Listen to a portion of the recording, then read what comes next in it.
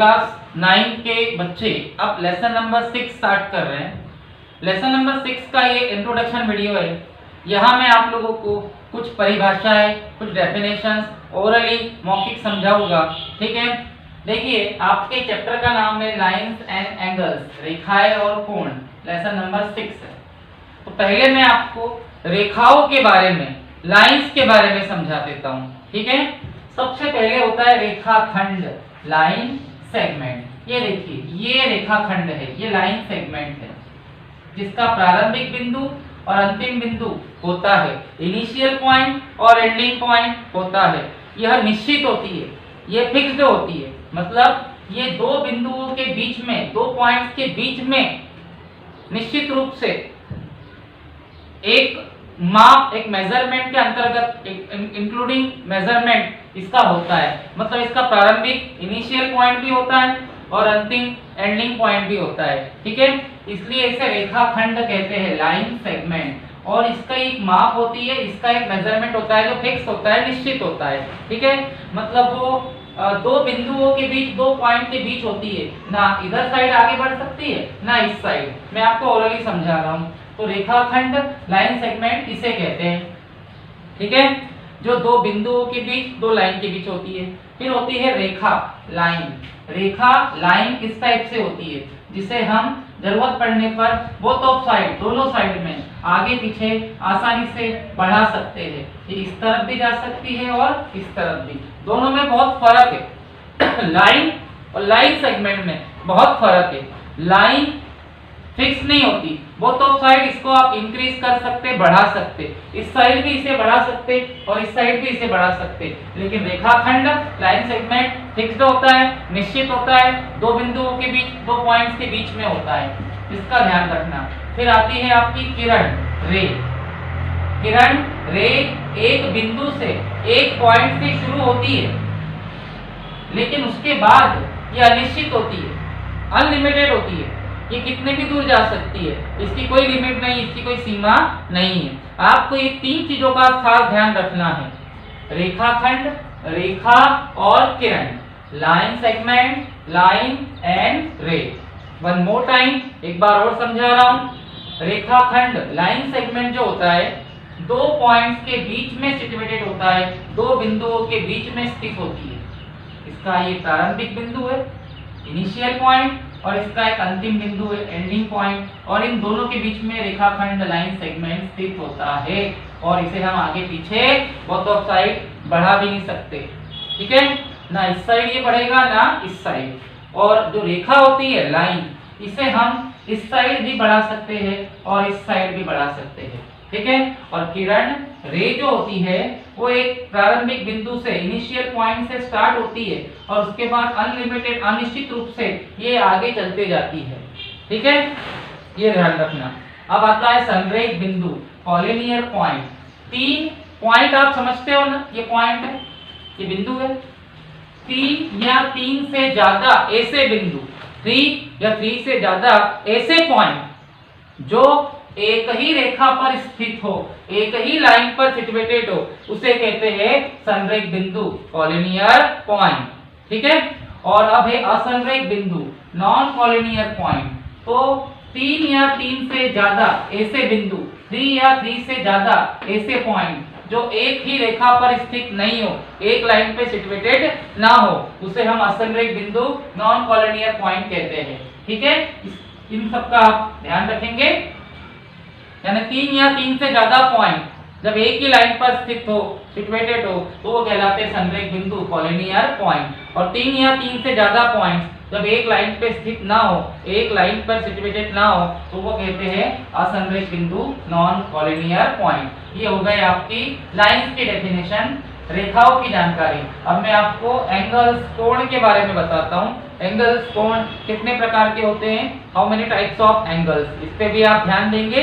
फिर हम लोग नेक्स्ट वीडियो में चैप्टर एक्सरसाइज 6.1 स्टार्ट करेंगे। लेकिन आपके लिए ये इंट्रोडक्शन वीडियो है, आपको इसे देखना जरूरी है।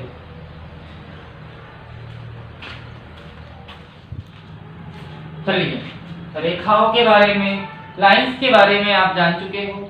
अब मैं आपको कोण के बारे में, एंगल्स के बारे में बता रहा हूँ। सबसे पहले ये कोण क्या होते हैं, एंगल क्या होते हैं। अभी अभी मैंने आपको किरण के बारे में बताया, रे के बारे में। एक बिंदु से शुरू होकर, एक पॉइंट से शुरू होकर किरण, रे अनलिमिटेड किसी भी तरफ जा सकती है, इसकी कोई लिमिट नहीं होती, ठीक है।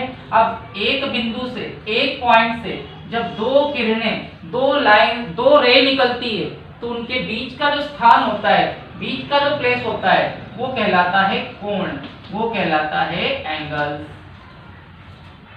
ठीक है।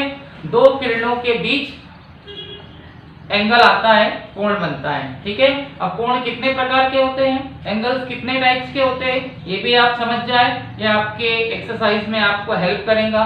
सबसे पहले होता है न्यून कोण, एक्यूट एंगल। ये देखिए इस टाइप से, जो 0 से बड़ा और 90 से छोटा होता है।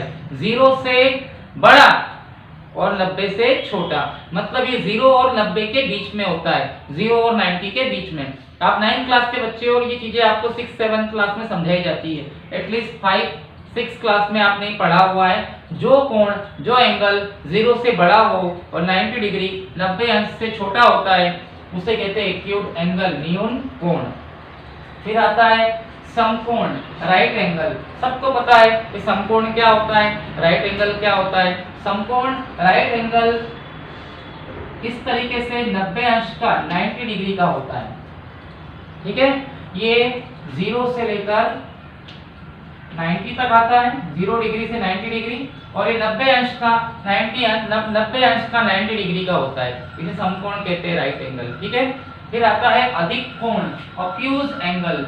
ये कोण, ये एंगल इस तरीके से होता है, इसका मेजरमेंट, इसकी माप 90 से ज्यादा और 180 से कम, 90 to 180 के बीच में आता है, मतलब ये 90 से बड़ा होता है, 90 से बड़ा।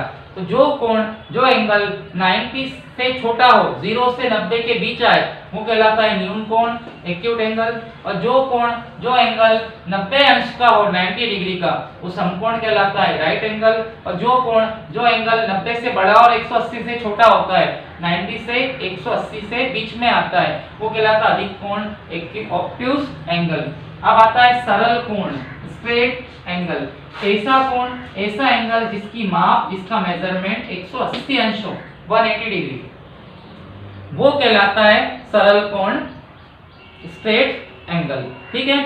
अब आता है प्रतिवर्ती कोण, रिफ्लेक्स एंगल। प्रतिवर्ती कोण, रिफ्लेक्स एंगल जो होता है, यहां बनता है, मतलब ये 180 से बड़ा होता है और 360 से छोटा होता है, 180 से बड़ा होता है और 360 से छोटा होता है। यहाँ जो बनेगा वो तो आपका न्यून कोण है, एक्यूट एंगल, लेकिन यहाँ जो बनेगा वो आपका प्रतिवर्ती कोण है, रिफ्लेक्स एंगल। प्रतिवर्ती कोण, रिफ्लेक्स एंगल 180 से बड़ा होता है और 360 से छोटा होता है, इसका ध्यान रखना। और फिर आता है पूर्ण कोण, कंप्लीट एंगल। पूर्ण कोण, कंप्लीट एंगल जो होता है वो पूरा 360 अंश का, 360 डिग्री का होता है। इस टाइप से आपको छोटे छोटे एग्जांपल्स के बेस पर समझाने की कोशिश में करूंगा। आपको ये ध्यान रखना है कि आपका न्यून कोण, एक्यूट एंगल 90 से छोटा होता है, 90 से छोटा, 0 से बड़ा और 90 से छोटा। समकोण, राइट एंगल 90 अंश का होता है, 90 डिग्री का। अधिक कोण, ऑब्ट्यूज एंगल 90 से बड़ा, 90 से बड़ा और 180 से छोटा, 180 से छोटा होता है। सरल कोण, स्ट्रेट एंगल इस टाइप से बनता है, वो 180 अंश का, 180 डिग्री का। रिफ्लेक्स एंगल, प्रतिवर्ती कोण जो होता है वो किसी कोण के बाहर से, एंगल के बाहर से बनता है। ये देखिए, इसमें आपका ये एंगल है तो यहाँ बाहर की तरफ बनेगा, इसलिए इसकी माप, इसका मेजरमेंट जो होगा 180 से बड़ा, 180 से बड़ा और 360 से छोटा, 360 से छोटा होता है। और फिर होता है पूर्ण कोण, कंप्लीट एंगल। ये जो होता है ये पूरा 360 का, 360 डिग्री का होता है। इस टाइप से आपकी एंगल से और भी कुछ चीजें हैं जो मैं आपको इसी वीडियो में समझा रहा हूँ, ध्यान दें। चलिए अब हम और कुछ एंगल्स के बारे में और कुछ कोणों के बारे में जानकारी ले लेते हैं। अब आ रहा है आपका पूरक कोण, कॉम्प्लीमेंट्री एंगल। ये आप लोग शायद 9th क्लास में फर्स्ट टाइम पढ़, मतलब आप शायद अपनी क्लासेस में फर्स्ट टाइम पढ़ रहे हो, ठीक है। पूरक कोण, कॉम्प्लीमेंट्री एंगल एक्चुअल में दो होते हैं, एक नहीं होता, दो होते हैं, ठीक है। और वो दोनों मिलकर 90 अंश का कोण 90 डिग्री का एंगल बनाते हैं। ये इस टाइप से, एक यहाँ होता है और एक यहाँ, जैसे मान लो ये आपका 60 है और ये 30 है, इस टाइप से। मतलब मेरे बोलने का ये है कि पूरक कोण कॉम्प्लीमेंट्री एंगल एक्चुअल में दो होते हैं और उन दोनों का टोटल 90 होता है, 90।